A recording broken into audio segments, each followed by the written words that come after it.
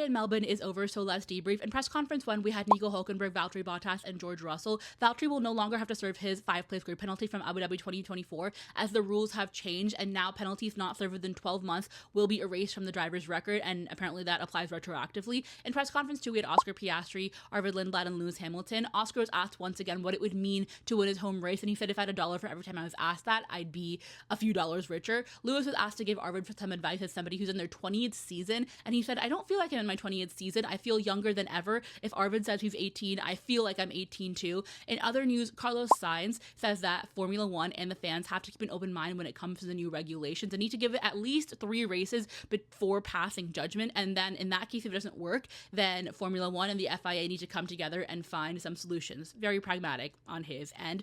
Franco Colapinto on that moment from Drive to Survive says that he doesn't remember when exactly it was filmed, but that Flavio was probably right and that he doesn't normally shout at him for no reason. I guess the question is, how often is Flavio shouting at you? But that's neither here nor there. Aston Martin, what everybody is talking about is that the chassis vibrations are being transmitted directly to the driver's fingers, and which is very painful. Your hand goes numb after 25 minutes. Apparently, Fernando Alonso says he can do no more than 25 laps and Lance Stroll no more than 15. But Fernando Alonso did clarify that it is not painful. It is not difficult to control the car, and that if they were fighting for podiums and wins, he could sit in that car for 3 hours. Meanwhile, Lance Stroll says it's like being electrocuted in a chair. So very different there.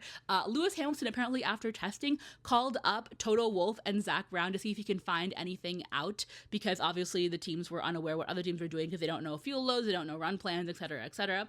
Obviously he wasn't told anything, but I just wonder, what was Zach Brown thinking when he got Lewis Hamilton's call on his phone? Like, what did he think Lewis wanted initially, you know? Other than that, we have Max Verstappen, who was asked what skills specifically do you need to drive these new cars, and Max was like, look, I don't want to overcomplicate it too much. You know, if I have to drive last year's car, if I have to drive this year's car, if I have to drive a shopping trolley, I'm gonna drive at the limit of what the shopping trolley can take. Lewis Hamilton was asked what he got Charles Leclerc for a wedding present, and he said, you know, I haven't really done anything yet. I'll probably do that 6 months out. I like to take my time with that stuff. And then Charles was told about that, and he responded very cheekily saying, well, in 6 months time it'll be the end of the season, and you know, I would like a title, but I don't think he'll give me a title, which obviously Lewis Hamilton's not giving you a title. But in 6 months it'll only be September, and that'll just be after the summer break. You've still got 10 races to go, my guy. The FIA has confirmed that there will be a 5-second pre-start before the actual race start to give drivers enough time to spool up their turbos. This weekend in Australia marks Bernd Maylander, the F1 safety car driver's 500th race as the safety car driver, and Sergio Perez was asked how he felt different or what has changed when he came back in the paddock, and he said absolutely nothing. It is the exact same. The same people are